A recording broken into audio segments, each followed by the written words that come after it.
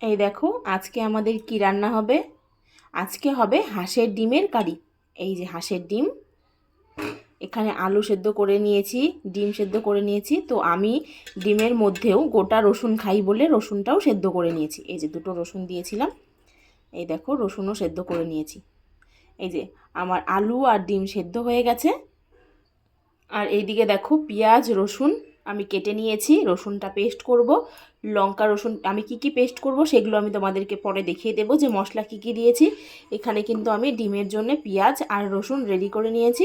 আর এই দেখো একটু বড় বড় করে পেঁয়াজ দিয়েছি। এই যে আমি ডিম আর আলু সব ছুলে নিয়েছি। এই যে এগুলো সব ছুলে নিয়েছি ডিম আর আলু। এই যে আমি হলুদ লবণ দিয়ে ডিম আর আলু সব মাখিয়ে নিয়েছি। এবার আমি ভাজবো। এই যে কড়াইতে তেল দিয়েছিলাম, তেল গরম হয়ে গেছে।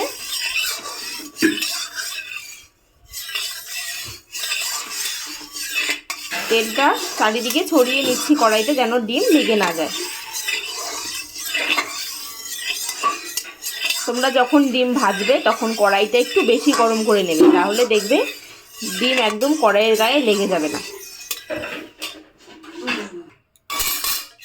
আর ডিমগুলো কড়াইতে দেওয়ার আগে এভাবে একটু করে কেটে দেবে।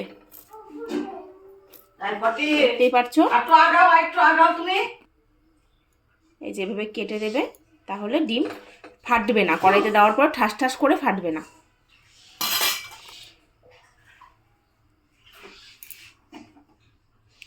এবার আমি একে একে ডিমগুলো দিয়ে দিচ্ছি সব।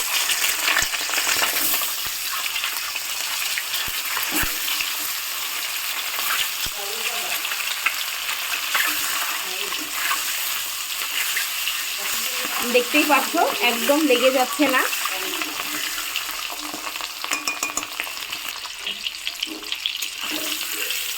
ডিমগুলো ভাজা হয়নি, আর একটু ভাজা হবে। আমি যখন ডিমের কারি করি তখন ডিমটা একটু বেশি ভাজা ভাজা করি। ওপরটা একটু ভালো লাল হয়ে যাবে, তাহলেই বুঝতে পারবে যে হ্যাঁ ডিমটা ভাজা হয়ে গেছে। এই দেখো আমার ডিমটা কি সুন্দর ভাজা হয়ে গেছে, দেখেই বোঝা যাচ্ছে যে হ্যাঁ ডিমটা ভাজা হয়েছে। দেখো ওপরটা একটু মোটা হয়েছে আর কালারটাও চেঞ্জ হয়ে গেছে। এবার আমি ডিমগুলো তুলে নেব। এবার সবগুলো ডিম আমি উঠিয়ে নিচ্ছি।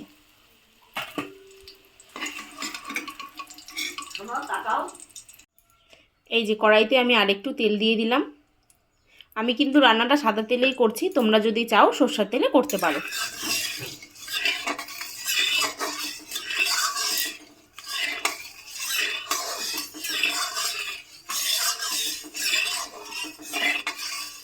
তেলটা ভালো করে নেড়ে চেড়ে গরম করে নিলাম।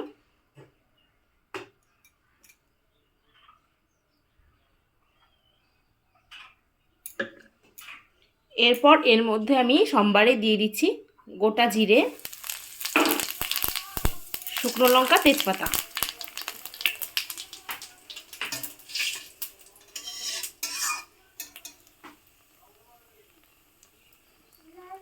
এই যে এগুলো একটু ভাজা ভাজা হয়ে গেছে, এখন আমি এর মধ্যে দিয়ে দেব আলু।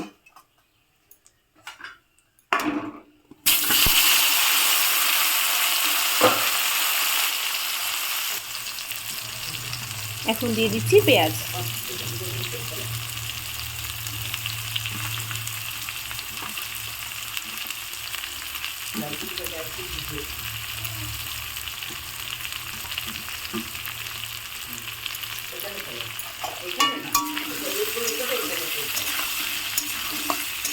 এগুলো দিয়ে নাড়াচাড়া করব।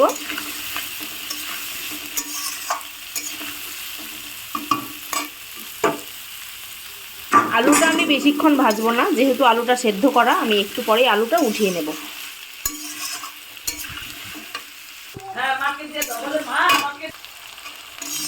এই যে আমি আলুগুলো একটু হালকা গরম করে নিয়েছিলাম, হালকা একটু ভেজে নিয়েছিলাম, এবার উঠিয়ে নিয়েছি।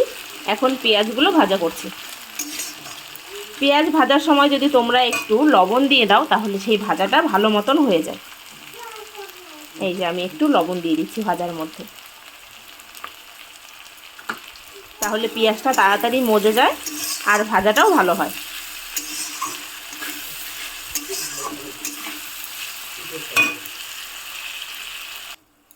এই যে দেখো পেঁয়াজটা আমার ভাজা হয়ে গেছে, তোমরা ঠিক এরকম ভাবেই ভাজবে, লাল লাল করে। এই দেখতেই পাচ্ছ পেঁয়াজটা কেরম ভাজা হয়েছে। এখন আমি এর মধ্যে দিয়ে দেবো মশলা। মশলা দিচ্ছি আর বলছি যে কি কি আছে মশলা।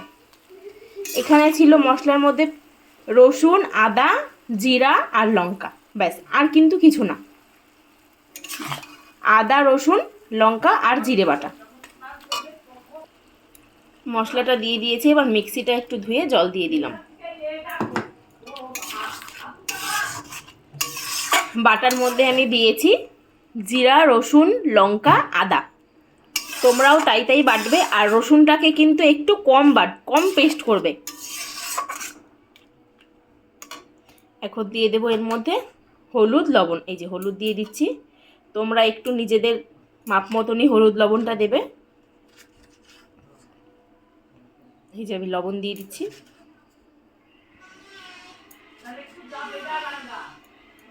ব্যাস, এবার মশলার সঙ্গে মিশিয়ে নেব।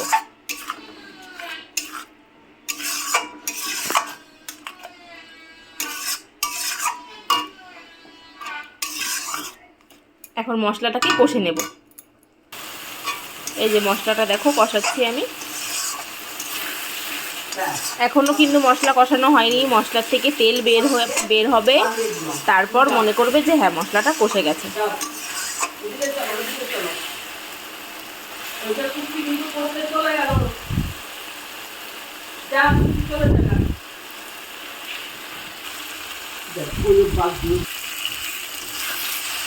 দেখো কি সুন্দর একটা কালার হয়েছে।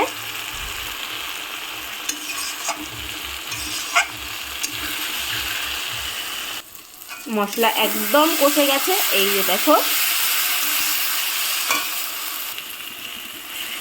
এর মধ্যে একটুকু জল নেই, দেখতেই পাচ্ছ তোমরা মশলাটা কি সুন্দরভাবে ভাজা ভাজা হয়ে গেছে। এর মধ্যে এবার আমি দিয়ে দিচ্ছি আলুগুলো। এই যে ভেজে রাখা আলুগুলো দিয়ে দিলাম।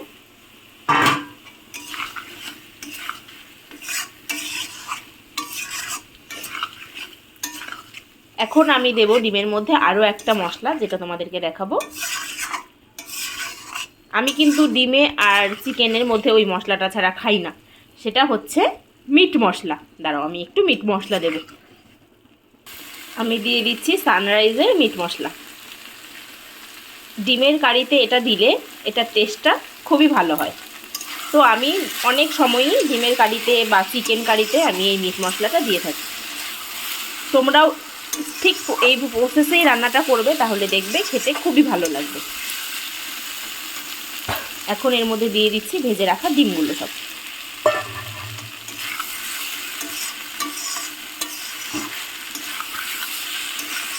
আমার বর কিন্তু আমার হাতে ডিমের কারি খেতে খুবই পছন্দ করে।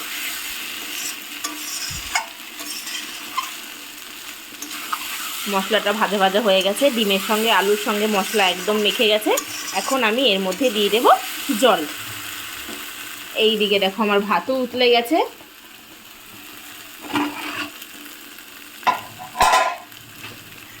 ভাতের ঢাকাটা সরিয়ে ভাতটা একটু নেড়ে দিলাম, কারণ ভাতটা আমি নামাবো না, ভাতটা নামাবে আমার মা।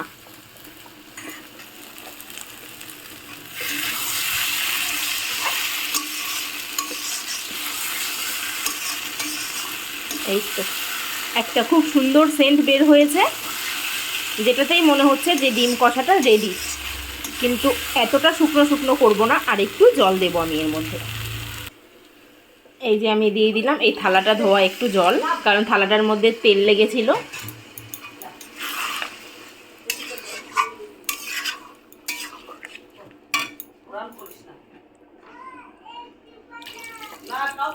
এই যে ব্যাস, এর থেকে বেশি ঝোল আর আমি দেবো না এর মধ্যে।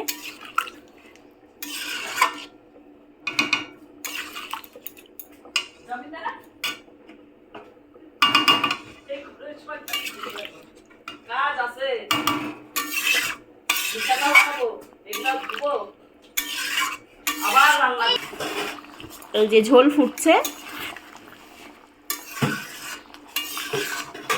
কি সুন্দর কালার হয়েছে। ঝোলটা আরও ফুটবে। ঝোলটা ফোটা, এই যে ঝোলটা ফোটা পর্যন্ত অপেক্ষা করতে হবে। ঝোলটা ফুটছে এখন। ঝোলটাকে আমি আরও একটু শুকাবো। আমি এখন এই ডিমের ঝোলের মধ্যে একটা সবথেকে বেস্ট মেন উপকরণ দিচ্ছি, যেটা দিয়ে আমি ডিমের কারিটাকে খুব সুস্বাদু বানাতে পারি। সেটা হচ্ছে এই যে চিনি। এই চিনিটা আমি একটু বেশি দেই ডিমের কারিতে, কারণ ডিমের কারিটা একটু মিষ্টি মিষ্টি হলে আমার কাছে খেতে খুবই ভালো লাগে। তোমরা এখানে 2 চামচ চিনি দেবে। একদিন দিয়ে খেয়ে দেখো, যখন মিষ্টি মিষ্টি হবে কারিটা তখন মনে করবে সত্যি খুব টেস্টি লাগছে। তোমাদের কাছেও যদি ভালো লাগে তাহলে এই যে দেখো ডিমের কারি একদম রেডি। দেখেছো কালার কি সুন্দর হয়েছে। এই যে আমি এই ঘনত্ব রেখে সব তরকারিটা এবার নামিয়ে দেব। এই দেখো আমার রসুনের মতন রসুন গোটাই আছে, সব কিছু ঠিকঠাক আছে। আমি এখন এটা নামিয়ে দেব। নামানোর আগে একটু গরম মশলা দিয়ে দিচ্ছি,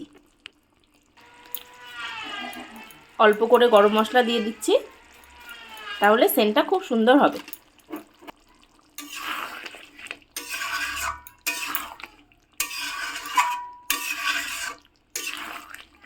ব্যাস আমার ডিমের কারি রেডি। আমি এবার নামিয়ে নেব।